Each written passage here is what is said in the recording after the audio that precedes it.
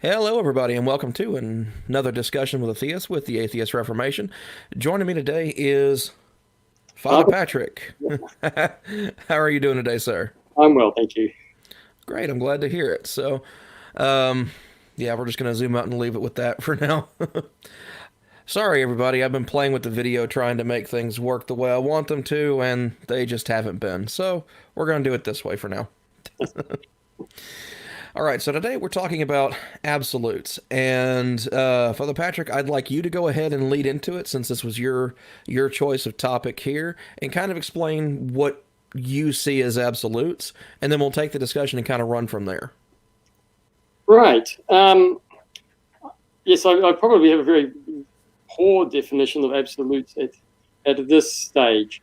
I think in the bigger context, what I'm interested in is the overall sense of existence, that there is a sense we can talk about an absolute commonality to existence, to the universe, to the multiverse, if we want to start talking about this, that all these things need to exist in some form of absolute point of reference. But we can talk about relativity within the systems, but ultimately all these things need to be have some form of absolute basis to them, which is beyond any sense of limit or relativity with other things.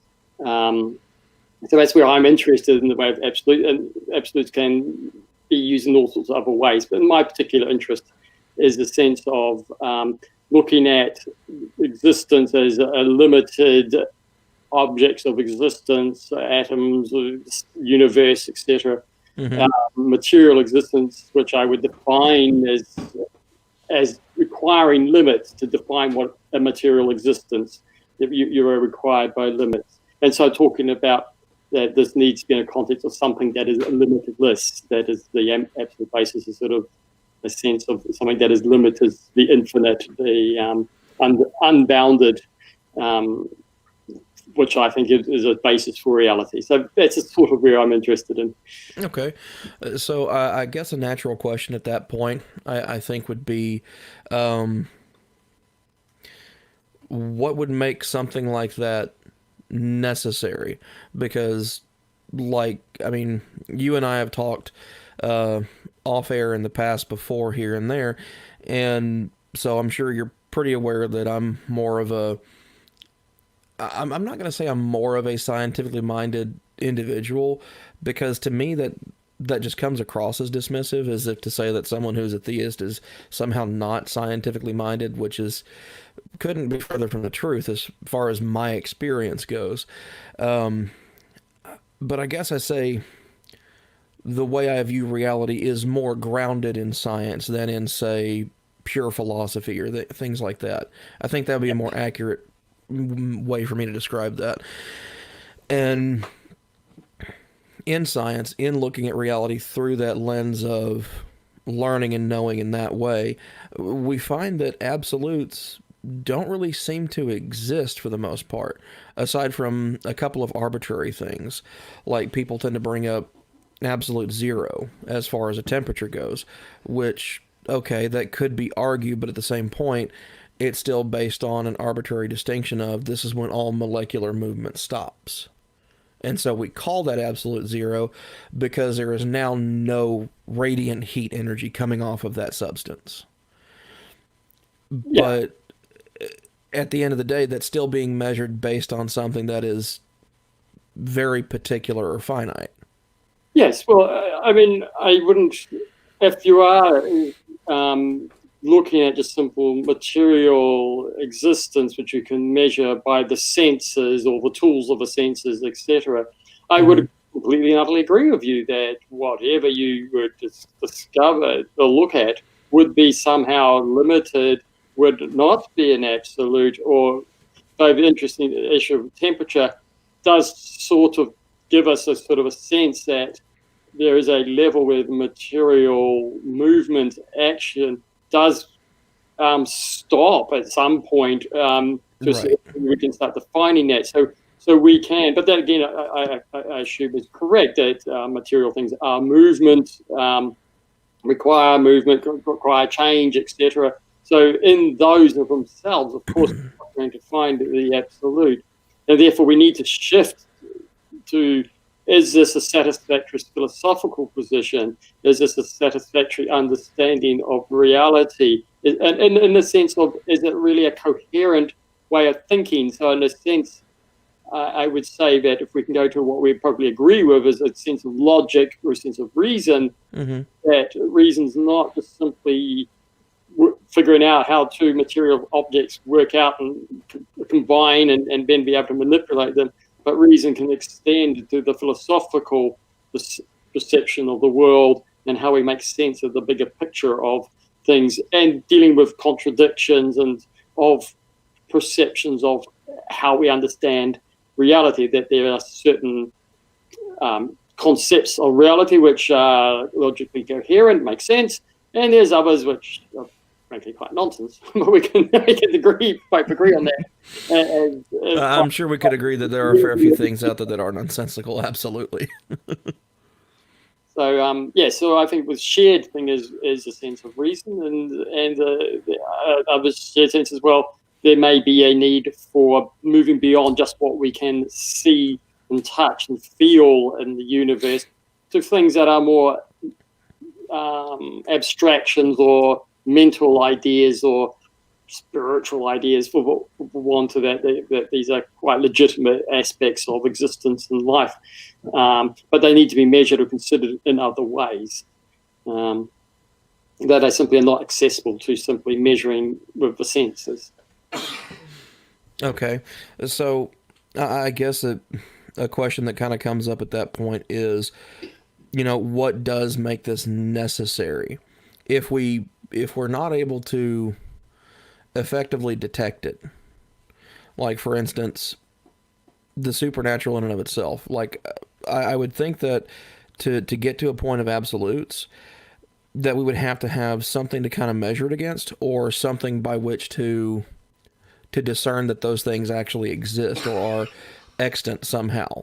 So how would we get to that point if all we have available to us are natural means of measurement? Like, science acknowledges that, we can't really test for the supernatural or anything like that because it defies physics, it defies science in and of itself, yes, as far as we understand it.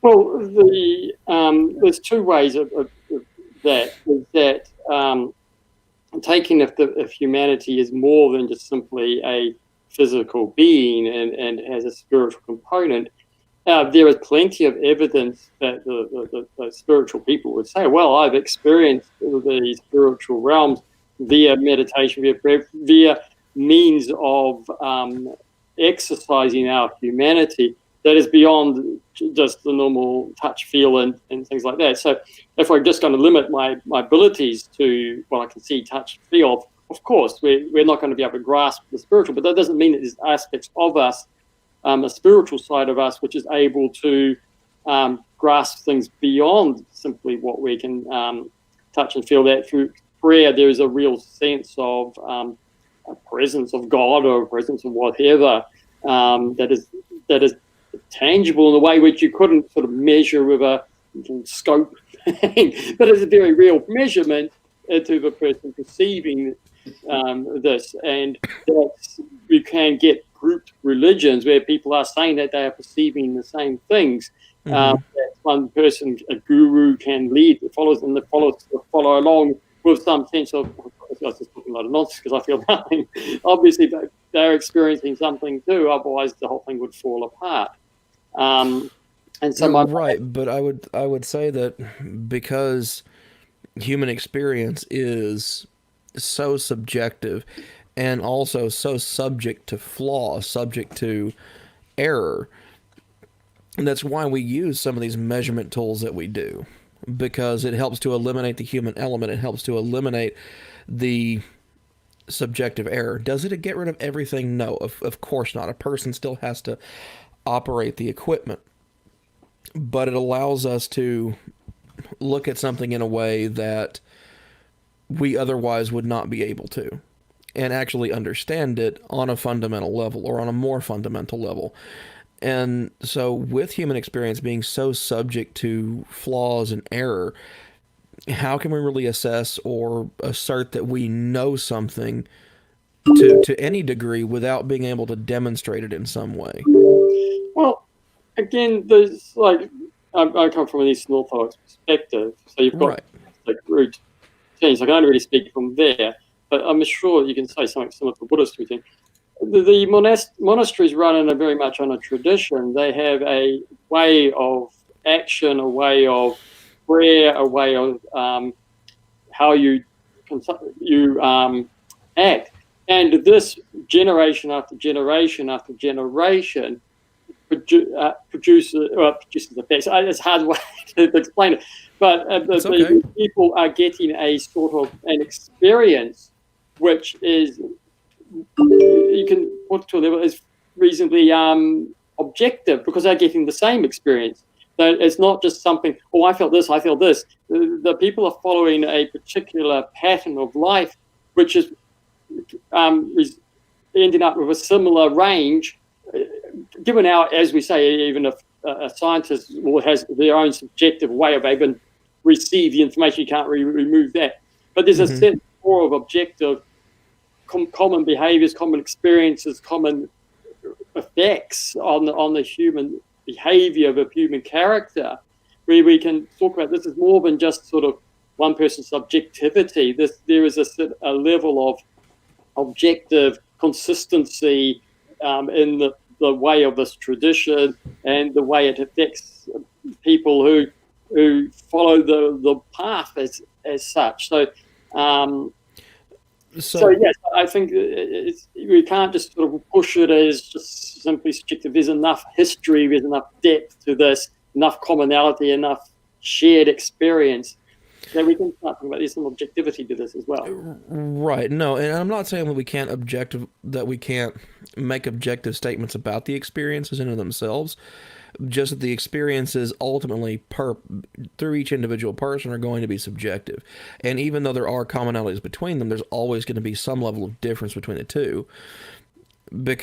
And I guess even with the commonalities, something you have to watch out for in science or really any kind of study or test or anything like that, you have to watch out for things like confirmation bias or apophenia, someone seeing a pattern where one doesn't exist, because that comes from how our brains evolved, how we evolved as animals over time. And so now you may disagree with that. I'm not familiar with the Eastern Orthodox position on evolution, so I'm not going to try and put words in your mouth on that one. So I'm saying you may disagree, you may not disagree. I don't know. If you do, okay. If you don't, hey, cool.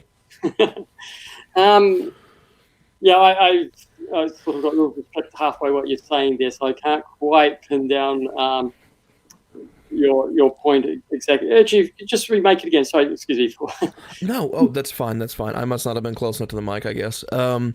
So I agree that we can probably make objective statements about subjective experience, especially when you have large groups of people. We can see the commonalities there, and we can make objective statements about those commonalities, and then investigate those and try to figure out, well, why are these commonalities there?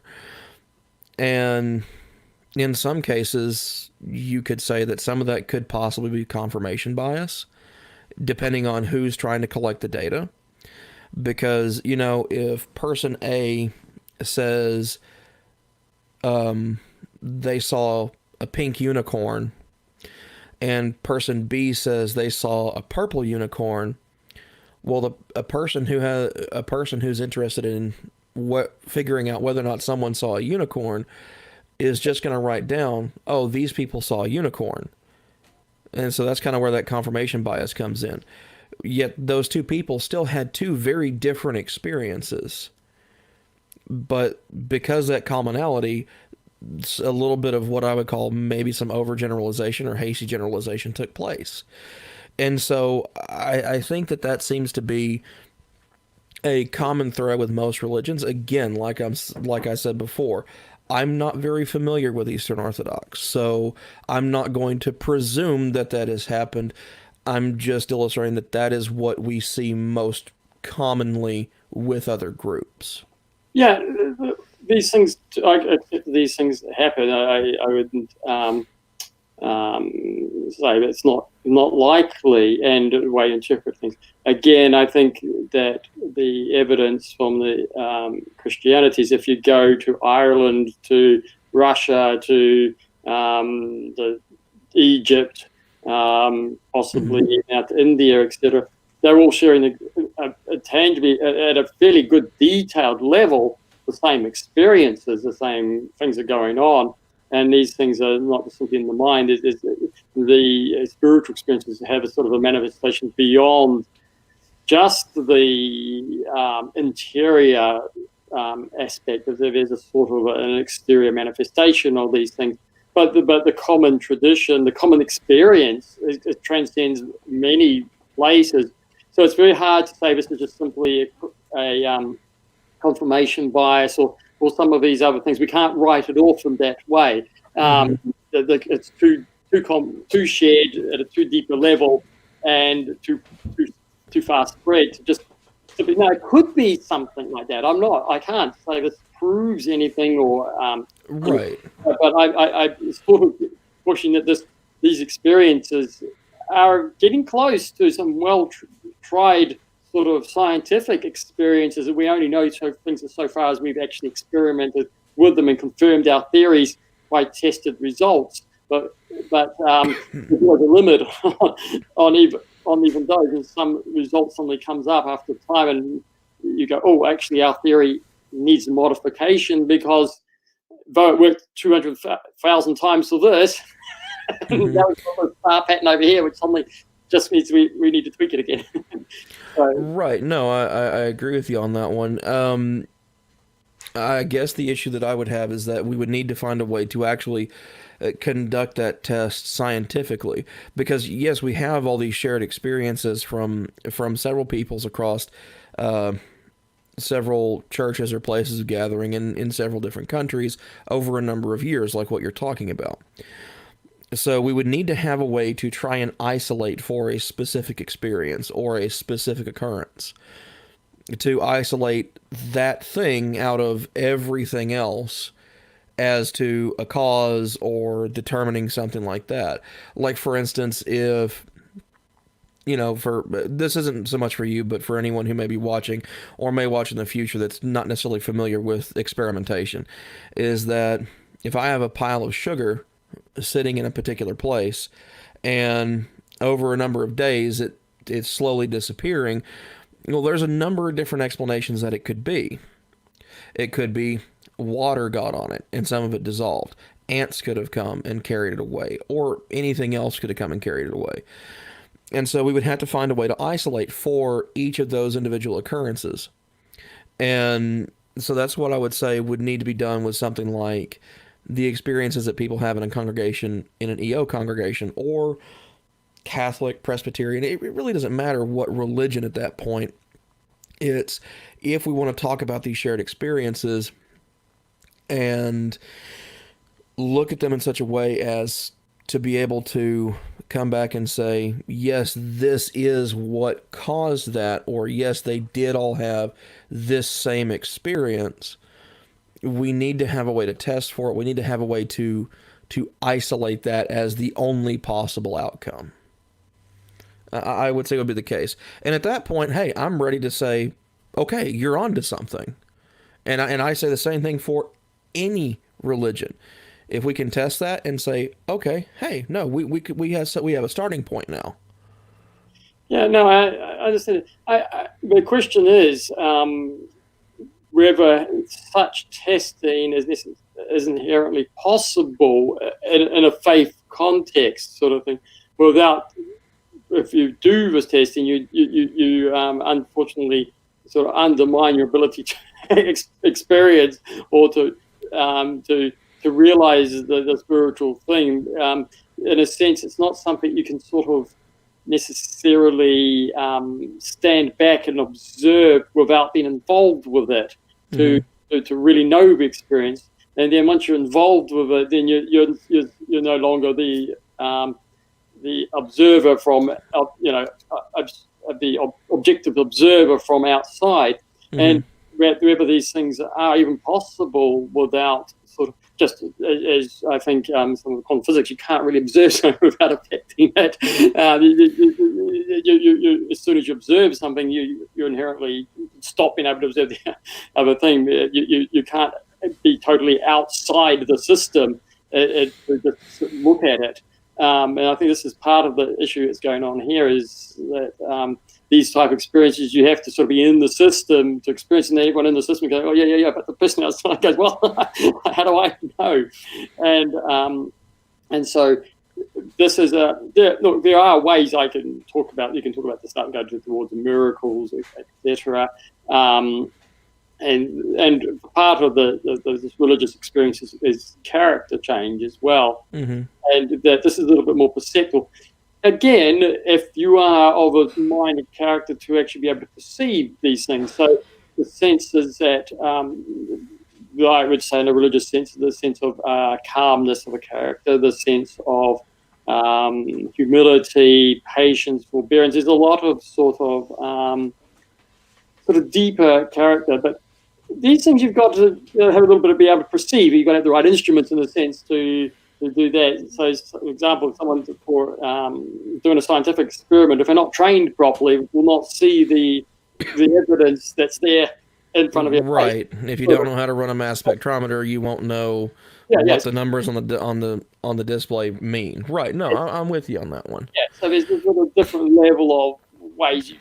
The tools you need to have and preparation you have to be able to actually training you need to have to actually perceive some of these things, which inherently involves you're sort of slightly involved in the system in the first place. And it's sort of a little harder to stand back. So this is just a matter of the practical reality of being able to just simply experiment from outside this without getting involved.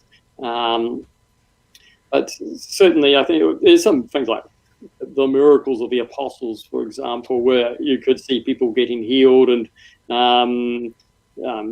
lame walking, the dumb speaking, which most people go, well, something actually I can perceive has actually happened with these people. I think that in the early days that was done so that the people, because it's, as you say, the spiritual things are a little bit beyond most people can actually grasp what's going on spiritually. But these right. So a question I would have at that point is why do we not see anything like that happening anymore to the degree that it supposedly was happening in the past? Because and I'm gonna use not necessarily a line, but I'm going to use an argument that was made by another YouTube atheist. He was doing it in an arrogant and dismissive manner. I'm trying to not capture that, but more to actually illustrate the actual key points of the argument. Is that it seems that as time goes on, the more and more documentation we're able to make, and then the better we get at observations, as well as the more tools we use more tools we develop and use for objectively measuring phenomena, miracles get fewer and fewer and fewer until they seemingly, as far as today goes, effectively disappear. Yeah, again, this comes back to one of the problems that the very tools which have been developed are the very tools which you won't be able to see the evidence because you're approaching it in a way which almost denies the evidence in a way. But that's... Yeah. Well, it's not so much trying to deny evidence about it. Well, I'm just saying that by some of the tools, because you're distancing from faith, you're trying to measure it in a sort of objective sense. Right, we're trying to actually know what's going on with something. Why the miracle happens is to generate faith, not to generate wonder or amazement or curiosity as such, but to generate faith.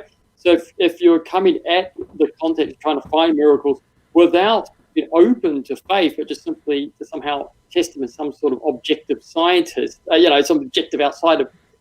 I wonder. I'm not saying it's necessarily the case that this doesn't necessarily help with the sense of being able to see the miracles, because it's like God is a free being, and it's like testing him and go, "Are you real? Are you real? Are you real?" He says, "Of course I'm real. I'm not really interested in this sort of, I'm not here to prod and prick and react as if I'm a machine. If you want something, ask, but don't try to prod and prick me to make me work as a machine, because I'm not. So. Well, but still, I would say that scientific testing or experimentation that's not poking and prodding or anything like that. That's just trying to detect the mechanism by which something happens. Like, for instance, I was talking to a couple of new acquaintances last night about LIGO. It's a gravitational wave detector. That's not doing anything active as far as trying to make something happen. And that's not all of what scientific experimentation is. Sure, sometimes we are trying to make something happen, but that's more trying to prove a concept of, okay, we found this mechanism, or what we think is a mechanism. Well, now we need to do something to make that mechanism happen and see if that is what we thought we saw. Whereas for, say, trying to test for something supernatural, if we could, it would not so much be trying to make something happen, but more trying to detect it when it occurs. Much like this gravitational wave detector. So it's designed to not interfere. It's designed more just to detect. So we're not trying to make something happen, not trying to force something. It's just literally, okay, if you're doing something, okay, how do we catch that? How do we show that? Yeah, well, again, it's interesting, miracles. Well, I guess it's very hard to know exactly how you. I know, but that's why we ask these questions. Again, God is, like the Christian definition, is a free being, and so he's not a mechanical thing which sort of produces results to some sort of rule or law or something like that.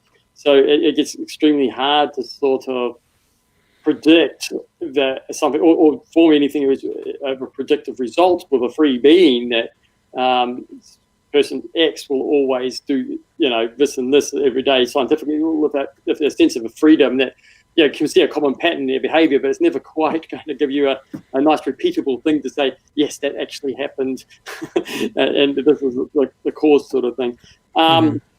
But and that way, there are miracles which someone's leg grows back, for example, or a person who was blind can now see. You can sort of, do some scientific test. Well, I know that person through all scientific measuring before the miracle couldn't see, and then afterwards they passed all scientific testing that would demonstrate that someone could actually see something, as well as we can test that, assuming that someone's just not making it up or some other explanation which we're just beyond us. Right.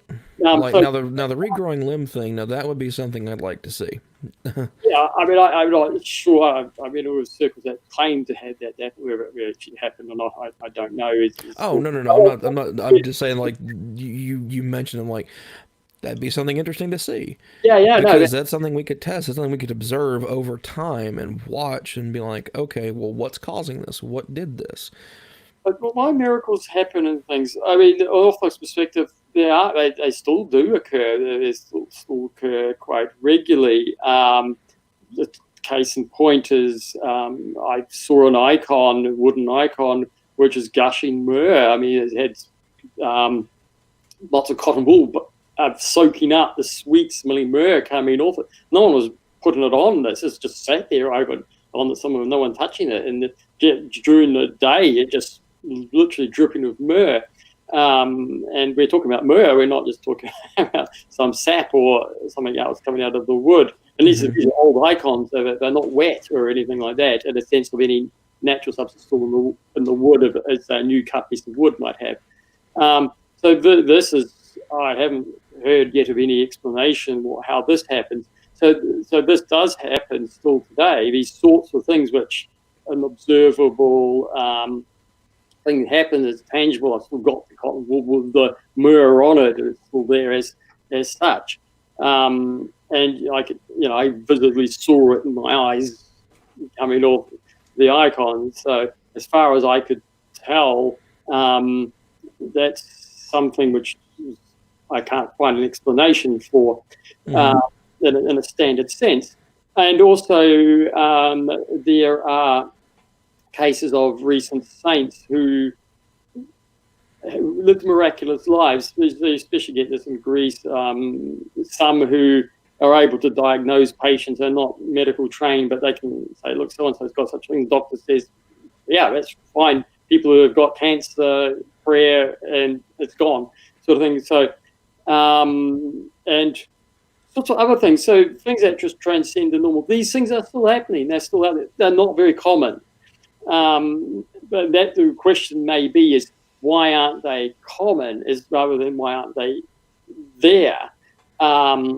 And there could be a multitude of explanations for that. Again, we're dealing in a Christian context with a free God who's not a machine. So he may, for reasons unknown to us, decide that's not what I want to do right now. I want people to experience faith without these aids. They have enough of these things in the past to give them hope and encouragement. It's actually better for them to exercise faith without these external proofs as such, with just a small fraction going on in the background just to keep them not giving up hope. But he may decide that this is better not to have these things. But in the initial stage of the apostles' preaching, it was quite important. Otherwise, they would never have got past square one with everybody. So, there could be lots of explanations for this. It's sort of been, we can't just say, oh, it's not true, therefore there's a problem with it. Right. So I guess one explanation I could think of for something like that would be that why these things are not happening, or things like that. My stance would initially be because they didn't happen at all. Or if some of these things did happen, there was some underlying explanation that we just weren't able to test for and were not able to observe at the time. That being said, it sounds, and again, I'm not trying to be dismissive or anything, just trying to kind of explore the path of thought with all this, is that, okay, you're saying that God is this free-thinking being in Christianity. Okay, I can grant that. And we're talking about how over time it's assumed, or it's postulated, that the reason these are no longer occurring, or that they're happening very rarely, by your estimation, would be that God somehow thinks it is better for us to have faith or grow in our faith without those things, without those stimuli, so to speak. But could that not also be seen as some kind of just rationalization? Like when we look at Aesop's fables, the fox and the sour grapes. The grapes themselves were probably not sour. The fox couldn't get to them, and so he was trying to rationalize his failure to get them by simply saying, oh, they must be sour, they're not even worth it.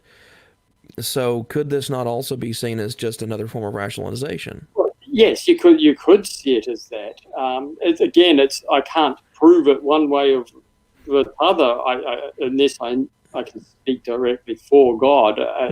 It's equally likely he could have it has other reasons why not. And as I said, my own experiences, they haven't stopped. I'm experiencing things. I've met people who are definitely experiencing various things. These stories continue in places like Greece. We're talking about people who just died in the 90s and things. That's not actually people even more recent than that. And there's also the different levels of expecting miracles. There's coincidental type ones. There's a radical, blind being seen ones. But there's all sorts of levels of coincidental, which could be explained in other ways. And I think one of the things about Christian faith, one of the underlying principles, is that God wants there is a general principle that God doesn't want anyone to be forced into sort of believing him. In other words, part of our necessary union with God is a free acceptance of his existence, his life, who he is, and freely wanting that for ourselves. And this can't be compulsed. God cannot compulse us, and this destroys our ability to be saved. We need to be in complete freedom in our salvation. It can't be compulsed. And so too many miracles, too many things, it adds a level of compulsion. Oh, well, I've got to. And it's just undermining the human freedom of faith, etc. That's actually necessary part of the thing as a general thing. So again, it could be rationalizing it out, but that actually is more of a philosophical, theological thing that there can't be so much of that it starts giving compulsion to people like yourself even without some sort of sense of wanting this in a sense of freely for yourself, that you feel forced to have to believe, but you don't really want, if you know what I mean. Well, it's not so much about being forced, or it's not about not wanting this, that, or the other. It's more of just, like, for me, my stance as far as atheism goes, from my perspective, I'm an atheist because of a lack of evidence. There is not anything that has shown me evidentially that such a thing exists. And so I would argue that no matter who you are, no matter what belief you hold, you were compelled to that belief in some way. You can your choice to believe something is still voluntary, but no matter what, there is always some kind of compulsion. Because and I'm not necessarily saying that compulsion in and of itself is negative. Like, for instance, I accept that evolution is a fact of nature, and that it accurately describes reality. It accurately describes biodiversity on this planet. I was compelled to that voluntary decision by the evidence that shows support for it and continues to show support of it. So maybe we've got our wires crossed and are using the word compel or compulsion in a different way. I'm not sure. No, well, I mean, ultimately, I agree that, in a sense, my position, which we should actually shift a little bit philosophically. I'm sort of feel a little bit. Well, we started on absolutes, and now we're talking about compulsion. So you know what? We've kind of we've kind of jumped all over the place, but that's why I love doing this. Yeah, no, I in a sense, there's compulsion. There's compulsion. There is a compulsion where someone picks you up and forces you against your will physically to go and do something or to go somewhere. Now that okay. So how about we do this? So someone can be compelled, as in being convinced by evidence, but I would say, at least from my perspective, what you're talking about is coercion, which is still a compulsion of sorts, but it is inherently negative. That is forcing someone. So, I'm just trying to get us some common ground where we're not talking past each other. I'll agree with that, and as I say, the evidence can compel you. I'm the point of miracle is I'm not that necessarily that that they would absolutely that they coerce you into belief, but sometimes even too much external compelling or evidence may be detrimental in a sense to the state of faith, but also in the end, the miracles in themselves are just physical events. And if you saw them without any faith, you would just go, "Oh, I don't understand how this was working, but I will still look for a material, physical explanation for these." It just throws another piece of evidence out there for you to solve in a sort of materialistic manner. It may take you hundreds of years or 20,000 years to solve the issue. but nevertheless, you'd still probably try to solve it because you're not actually looking at it in a context of oh, this is evidence for God. You would just sort of go, oh, this is a strange event. Therefore, how do I explore it and see if I can explain it? And you may never actually be compelled by it. So maybe I should change my mind in the sense of that this, I think, touches back a little bit what I was trying to think about, express earlier, is that if your mindset is such that you are going to look at it and just always understand all the evidence you see, physical evidence you see in a materialistic sense, doesn't matter what miracles God does, it's pretty relevant, because you'll just say, well, this is more interesting. The physical effect, I just need to expand my knowledge of the physical universe to Right. make sense of it. Unless you some spark and you would kind of go, oh, hold a minute, actually, am I going to start doubting my concept of reality to picture this, my ability to solve this in a physical sense versus just defeating me. But Right. So could the same but the same could also be said when it comes to religious faith and things like that, because at that point you're only, from that lens of faith, well, you're possibly only going to look for a faith-based explanation of something, when a natural explanation may more readily describe what's going on, but not only that, have some kind of predictive capability for us to do something better with that occurrence, with that happening, with that incident. yeah, no, that's right. You get faith-based groups which will just try to explain everything in a faith way as well, which I think is equally problematic. So how do we separate the two? I guess would be something is a really important thing that we need to be able to do is, since we find that naturalistic or scientific explanations seem to best describe virtually everything that we come across, I would say everything that we come across up to this point, how would we know the difference between when to apply this lens and when to apply that lens? When one lens seems to show, at least on the surface, superior methods of explanation. Well, which is superior, not as supposed. Well, okay, I'll remove the word superior to kind of not establish a hierarchy, but I'd say more explanatory power. We'll go with that. Again, it's sort of that it's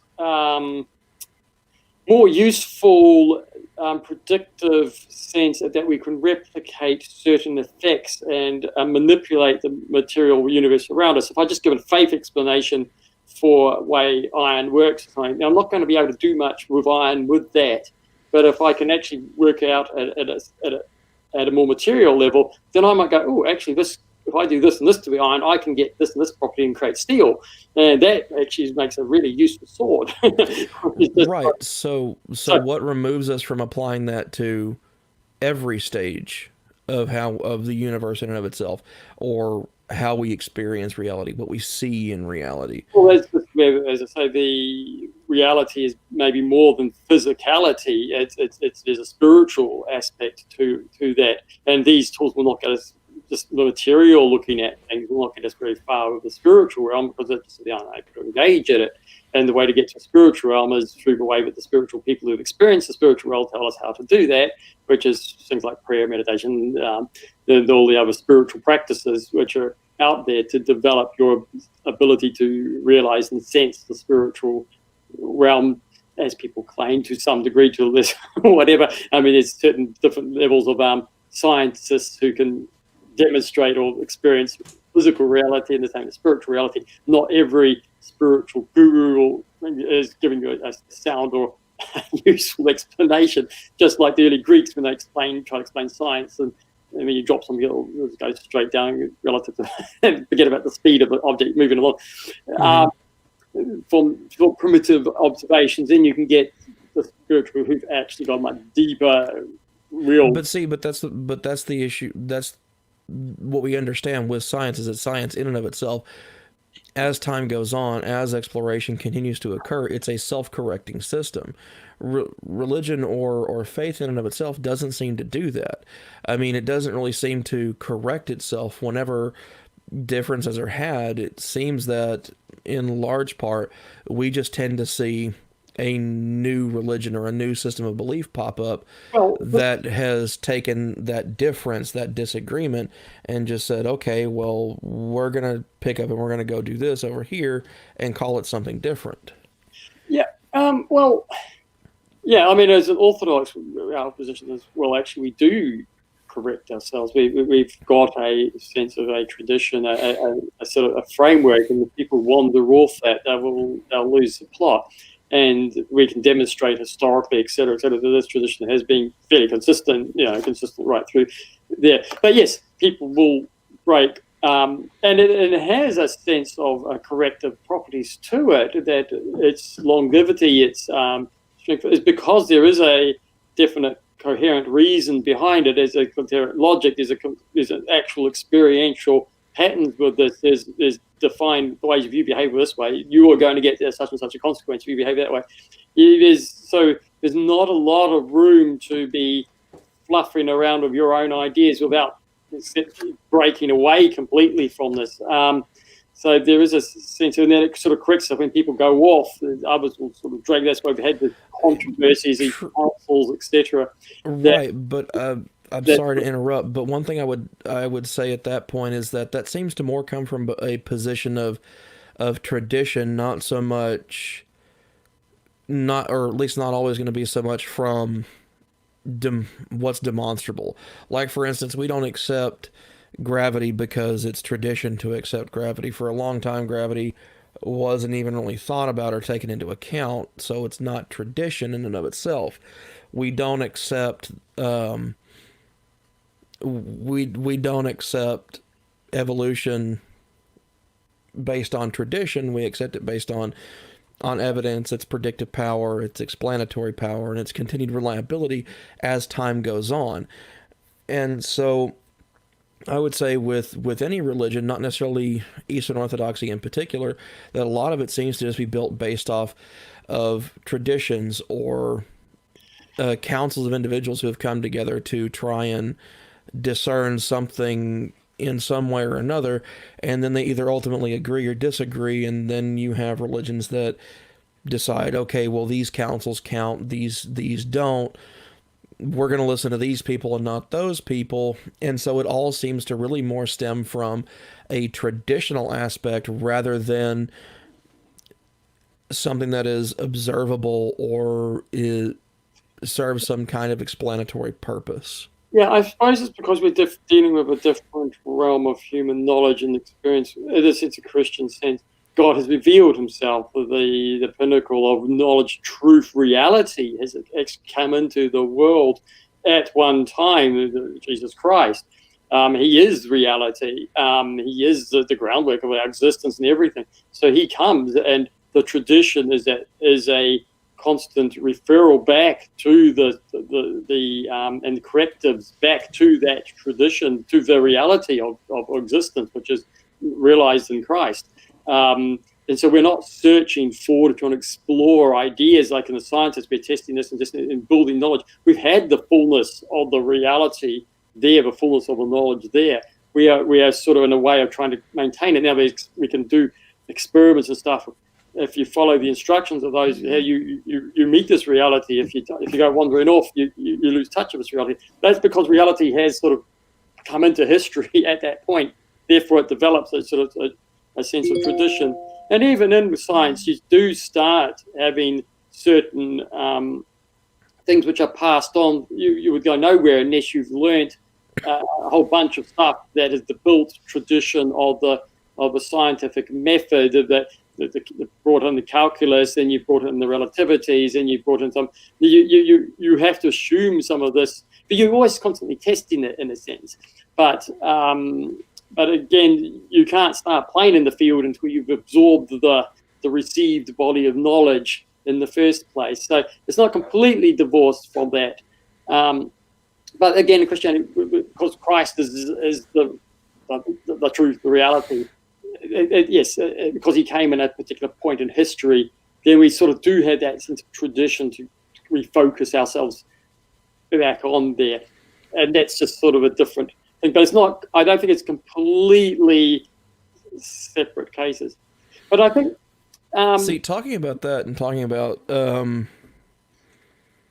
Christ and things like that, and when he arrived, that particular point in history and things like that, in all honesty, I would love to have you on a show with Dr. Price, because I think the two of y'all would have an amazing conversation about that, especially with him being from such a diametrically opposed position of yours, with him being a mythicist, and me kind of leaning towards that direction, but I am nowhere near as educated on that as someone like Dr. Price or Richard Carey or anything like that, so I won't even presume to try and get into that territory with someone, other than the fact that I don't find the I don't find it compelling, the information that's been put forth that says that Jesus existed in the way that he's described. Yes, I think most people would say he existed. Exactly how or why. Obviously, his existence, his name, or who he was, has had a huge mark influence on the world for one reason or another. How that happened, I don't know. But yes, I think at least it seems to be evidence that there's a guy called Jesus Christ was crucified in the Roman province of Judea in around about 30 AD, plus or minus 5-10 years or whatever. I mean, that I think the evidence, as far as we can get historical evidence from the time, from objective, varied sources, tends to point that that's an event that actually did happen in history. That Christ wasn't a completely mythical, abstract character just created out of thin air, but was someone who actually lived. If I interpreted him correctly or understood him or whatever, or made more of him, but there's some. It does seem that the evidence was there was someone actually walking around on Earth that died,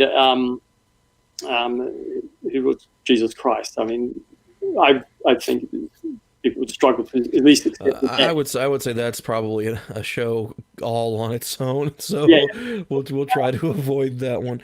Now, I try to keep these things usually to about an hour, but if you have, and we're at 52 minutes and some change right now, if you'd like, we can either continue our discussion, which, in all honesty, we've kind of completely gotten away from what we intended to talk about, or absolutes.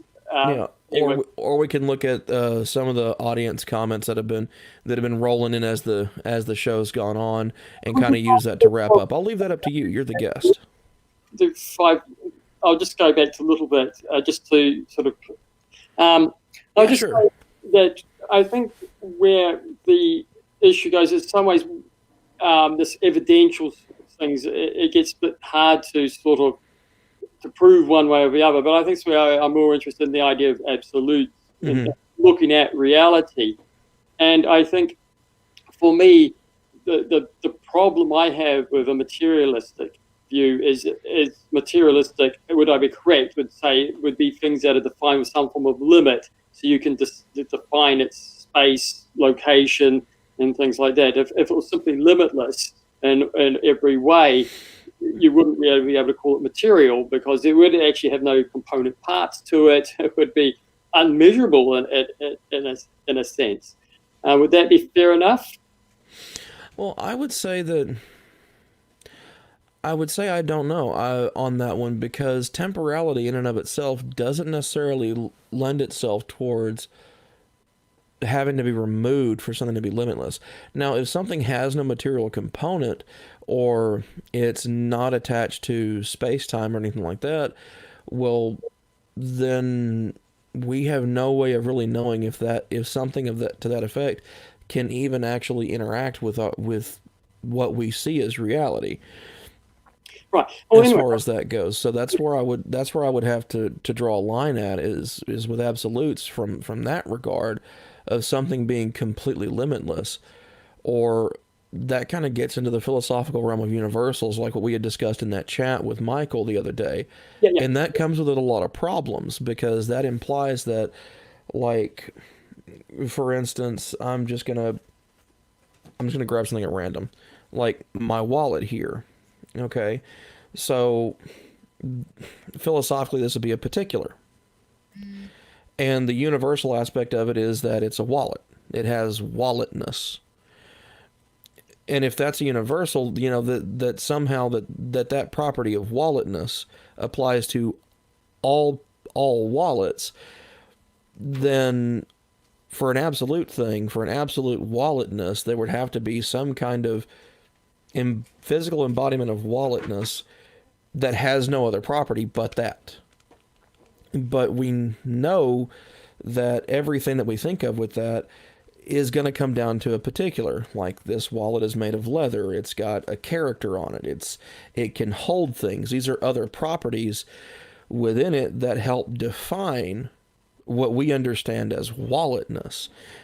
And so if it doesn't have those properties, it wouldn't be a wallet anymore. And that's kind of where that problem of universals comes in. Now, granted, that's more of a Platonist explanation of what universals are. I haven't quite got so far into things like nominalism and conceptualism as I need to really talk about that. That's just one of the first initial problems that I notice. Yes. Well, my point is that the universe, we know, and is limited. There's a sort of edge to it. Exactly where the line is another matter. But when we're talking about the expanding universe, in a sense, we also know that space itself is actually something in the universe. It's warped by gravity, for example. It is not in itself a universal absolute. It's something that's actually changing and affected by the other things in the universe. And so my conceptual issue is that if we want to talk about reality, in a sense of being a common reality, that there is such a thing as reality, that in itself is an absolute reality. And we're talking about, I don't know what people are assuming, but there's some sort of context of like some empty space. I'm not sure what it is that within which the universe is expanding. Not space, but there's something beyond that to talk about an expansion. Because if there's nothing beyond the universe, then we cannot actually talk about an expansion of the universe. We might talk about our relative shrinking inside the thing. Maybe is what's happening is we're shrinking in it, because without something that if we have to have something beyond a limit to define that there is a limit there, and that's something, and not just be empty space. It cannot be nothing, because nothing. If there's nothing that's defining, then there is no limit by definition. So the ground of reality, there must be something which is without limit that underlies all existence, within which you can possibly get temporal expansion relative to the universe. There must be a basic universal infinite something there. And I think most world religions all agree that they have what they call the one. The all philosophers, the Platonists, the Buddhists, the Hindus, most Anabaptist cultures and Christian all talk about the one, the infinite something, being God or whatever. We're not defining exactly what it is, but there's the infinite basis from which that's a stable, unchanging, unpartable. It's not made of parts. It's got to be sort of sense simple reality that underlies what we experience. And to me, I philosophically, I can't see how you could get away with this without some absurdity like multiverses. Doesn't fix the problem. You can go back ad infinitum and to these sort of temporal limited causes, but that doesn't give us really what we need is a groundwork for existence, which is an eternal infinite, which is nothing. It's not. And I think most religions sort of start from the spaces. And so that's what I would talk about, the absolute. This is what we need to ground any sense of reality. And if you're trying to deny that by just simply limit yourself to what is limited, you've got a fundamental philosophical, but even just rational problem I think the impasse that is generally reached when we're talking about science versus religion, especially when it comes to things like what we're talking about tonight, well, tonight for you, this afternoon for me, is how we approach it. Because science as a whole approaches things from the bottom up. We start at the bottom and we work our way progressively to the bigger idea. For instance, you know, gravity is a great example of this. Okay, we start with Newtonian gravity. That works really well here on Earth. Doesn't work so well for celestial bodies.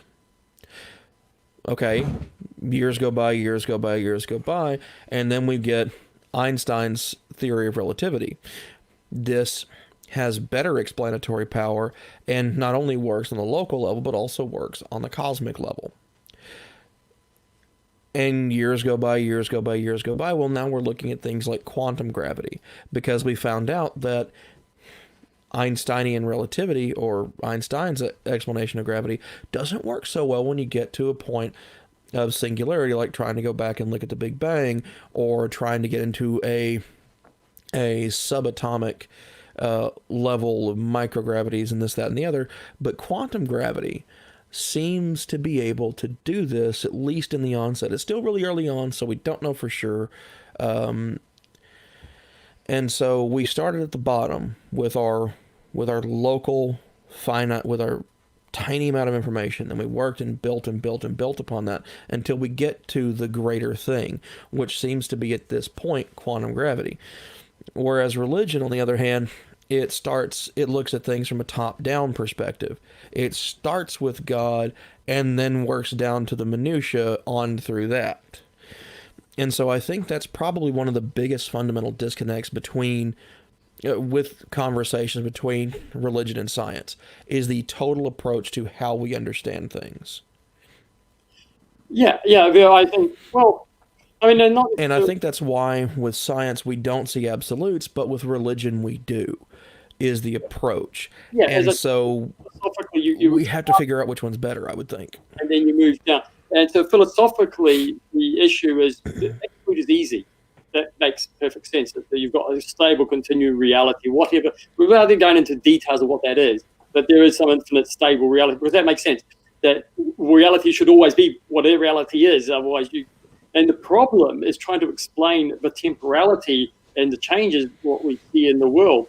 And so that's why religions, you get this sort of Platonist Buddhist thing where everything sort of falls away from the one, cycles round back to the one again, because philosophically this universe as we see them moving into shouldn't actually exist, because it's not stable. How can it always exist as a thing if it's not stable? And we don't say it always existed. That's why we go to the topic of the Big Bang. That's right, but that actually reinforces the philosophical point. Well, okay, this hasn't always existed. Therefore, we can't actually talk about it as being reality, unless you can sort of just say reality is this thing that just keeps going around and around and around in circles. Like this is what the Buddhist thing is: you start from the one and you fall down. And the Platonists said the same thing: you sort of go around in the circle, but try to get some stability in the system, because you've got a temporal thing going along that starts and just keeps going, like an expanding universe which doesn't collapse back on itself. That will expand and stop. This is a problem, because you suddenly go, why? Something to be. Reality needs to have some sense of stability, constant continuity, constant. If it's cyclic, you say, okay, that's just the way it is. But when it's linear, starts from like a big bang and then expands and just stops. It's like, whoa. Right, but the problem with that is we don't know if it's linear or not. We don't know if it's cyclical or not, because, I mean, from a statistical standpoint, we look at the universe. We're working with a sample size of 1, so we can't really make an accurate prediction based on that. And on top of that, you get into the point of like talking about the Big Bang. Okay, at that point, we have an issue there, because as far as we can determine, when the Big Bang occurs, that's when time starts, as we understand it, because space-time, these are two they are the same thing. It's not space and time, it is space-time. Philosophers fully agree. Of course, this is when the time starts. There is no such thing as time. Right, so there's no before the Big Bang. And so, at least as far as we can understand it from a scientific perspective. So, if there is no before that, that creates a whole new conundrum of problems, and I think that's where we get into the quantum realm with scientific exploration. Yeah, no, that gets interesting. But for me, it just doesn't. It just pushes the problem further, kicks the can down the road, as they say. Well, but still, that's the thing, is that the reason why we do that in science is, yes, we keep kicking the can, but it's with the assumption that quite possibly at some point we will kick the can to the end of the road. Yeah, well, I would argue that there is no end of the road until you get to the one. You basically can't go any other end of the road without going ad infinitum, that the road is ad infinitumly long, going out into there. Then you just got to say, well, where did that come from? How did we get the road? So, I philosophically, I can't see any way around the one, the sort of infinite basis of existence, of which the rest of existence exists within that time, space exists within that context. How you connect the two together is a really interesting point. This is where the serious religions divide between Platonism, Buddhism, which sort of it's an emanation of God, and Christianity, where it's creation ex nihilo. These are the ways of trying to explain how the one connects to this time-space system which we see. But yes, you're right about the expansion. I don't say the way at the moment the evidence tends to be pointing to an accelerating universe, therefore it's going to accelerate until it basically spreads so far that it dies. It seems to be the majority one, but I can't prove it won't collapse. I don't know. But so not using the proof. But I'm just saying that philosophically, if it did start and just go out, that creates a huge problem compared to a cyclic thing, and that's why people start to panic when they see it accelerating and go, oh, this philosophically gets more tricky because for reasons I was explaining about the needs. Right. The reality needs to be stable, because otherwise you have a big problem. Why? So that's where I'm interested in this. And I think these questions are actually answerable. They do have a sense of, have you got a better answer? You can kick the can down the road until hopefully I find something. For me, it's like, well, that's just as bad as a faith approach of just it's like a statement that or we will find it some ways it's a faith statement really, because you don't know.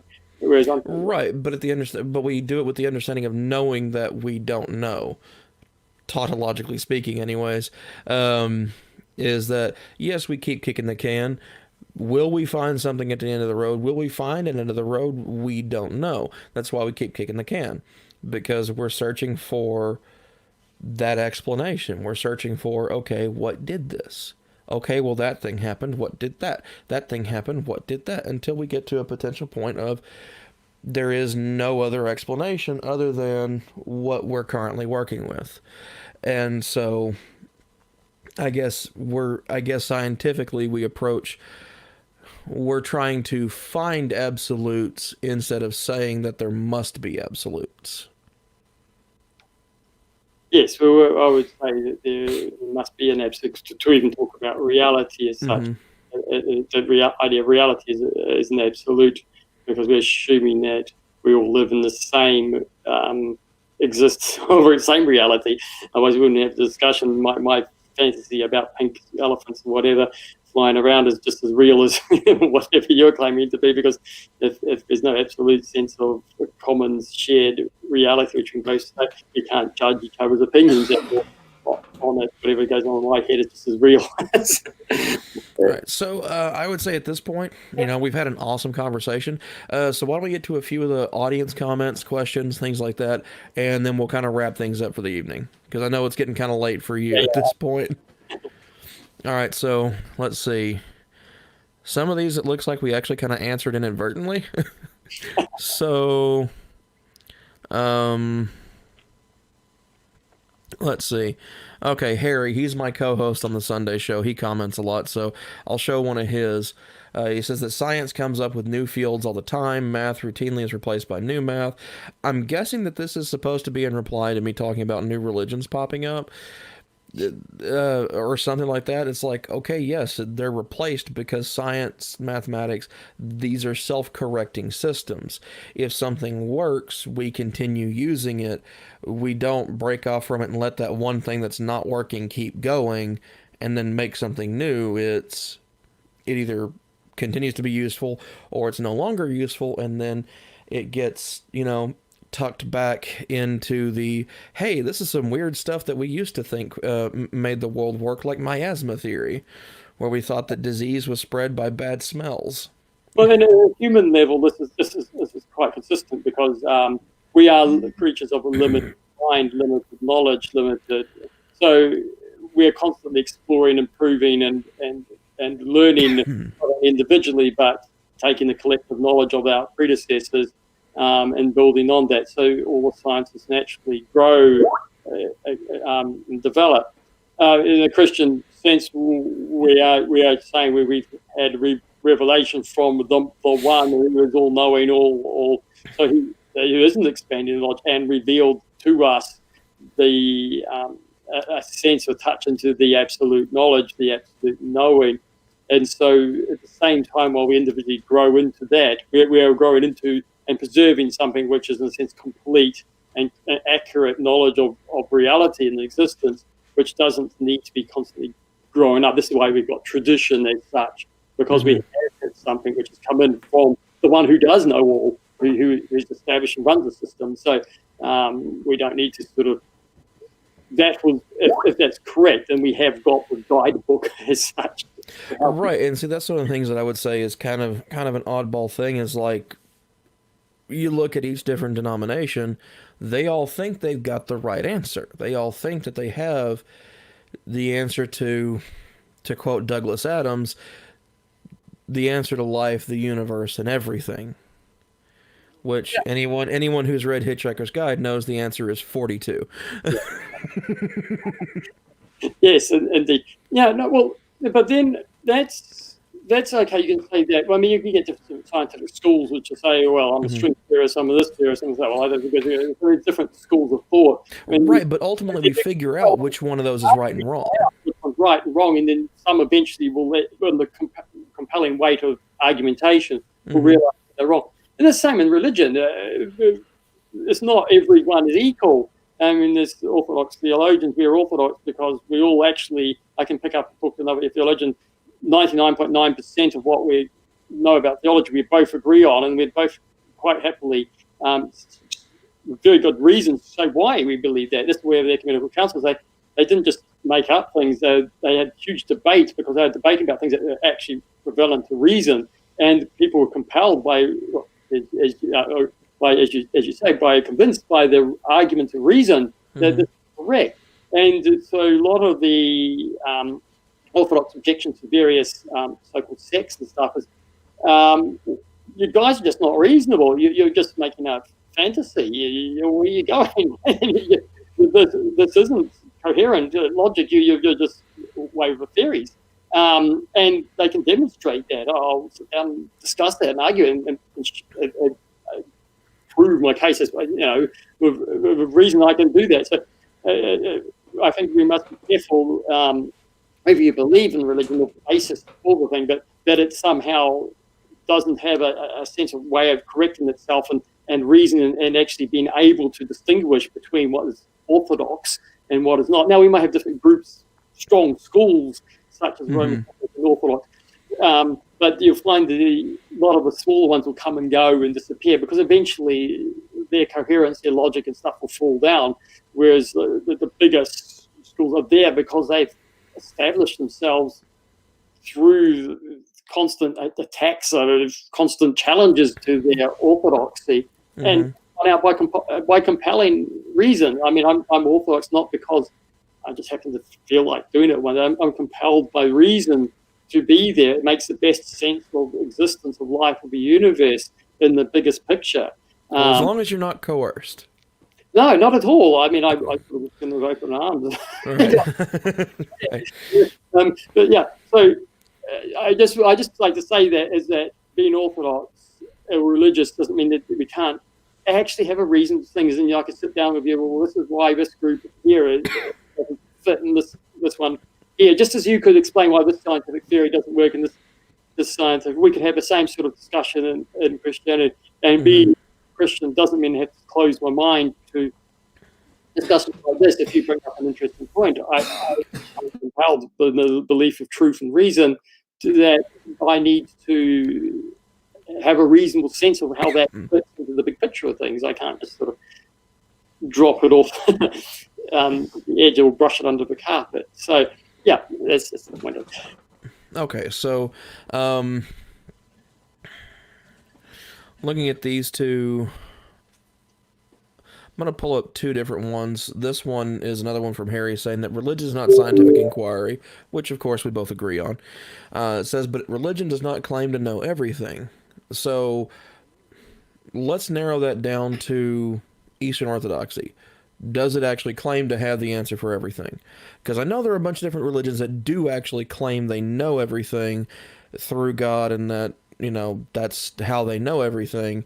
So I don't necessarily think that that's the case here, but I think it's a good question at least. And it is a good question. Look, in principle, God created, knows everything. He knows the world, and so, in principle, he could give the answer to anything to anyone he so chooses to do so. But he could give that to anyone like yourself. He could give you the answer. You might just be an inspirational idea. You might have hit on something on that particular point.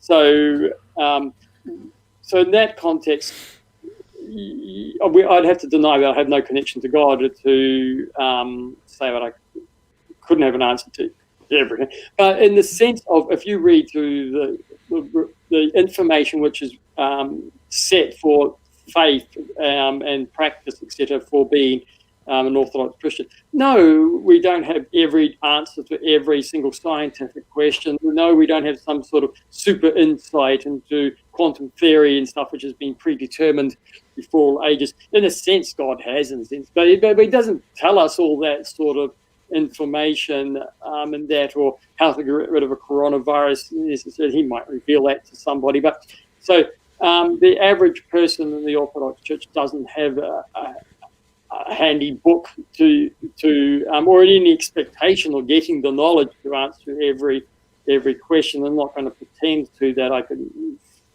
myself ever know the answer to everything or give it to you. If God so well desired to reveal a particular answer to a particular issue to me, I can't deny that, because obviously God does know it all. But no, the church is not going to pretend as a collective body that any particular person will, or any particular part of it, will be able to answer any particular question on any topic. It could, but at the same time, it may not, and God may not decide to reveal that knowledge. We're just saying, well, we don't know either. So, yeah, that'd be my... All right, so I think that'll about wrap it up. Everything else that has come through as far as comments and questions seemed that we had actually already gotten to in our discussion, which was kind of fun. I will do this one because I think I might make this like a little kind of a mini segment thing at the end of each show.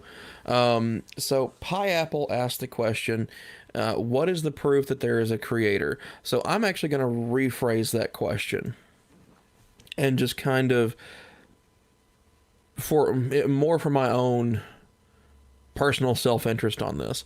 What do you think, as an Eastern Orthodox individual, or just as you, just as Father Patrick, what do you think is the most compelling argument for the existence of God? If you had to pick a single one.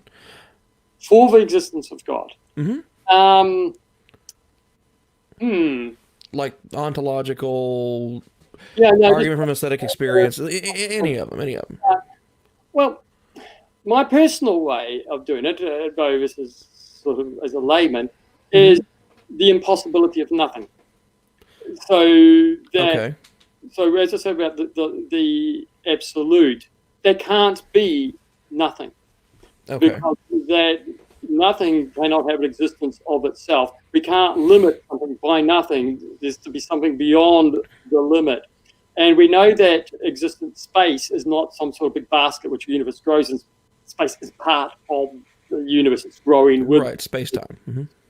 And so in that sense, because we can't have nothing, the absolute has to be something. Therefore, it's got to transcend any description of simply nothing or empty space, etc., we quickly start getting to an issue where we are, so I can talk about something spiritual, we're starting to start talking about mind, etc., to actually conceive of this thing as not being a description of nothing or a material object, which it can't be either. It can't be material and it can't be... Right, so your argument would be kind of more of an impossibility of a contrary, so to speak. Yes, that's like Okay. you can't prove God as such because there's no premises.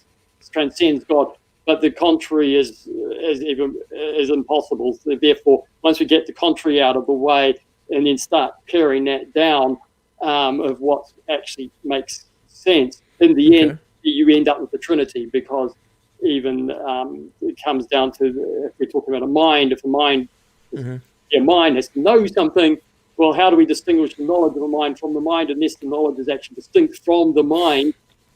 And this is where you get the Son as the image of a Father. This is the mind's knowledge coming in a concrete reality, so that it actually goes. And this is where we start to actually get true ability to say that there's something real here, because the thing is actually knows itself to exist. Is like the greatest quantum reality, in the sense that it's observed itself as own existence and then generated its image of its existence, so that by having the image, concrete image of itself, you could say there was something to actually know.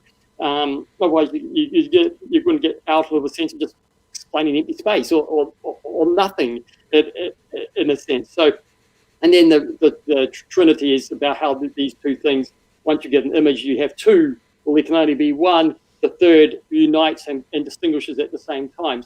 So that by being in both, it unites them together by being common, and yet distinguishes them by its relationship to them. So for me, this is the only way I can get to a stable sense of understanding reality as a reality, and to avoid falling to having to say there's nothing exists, which actually our conversation right now proves that this doesn't. And unless you've got this absolute behind the sense, you can't escape ultimately trying to say that nothing exists.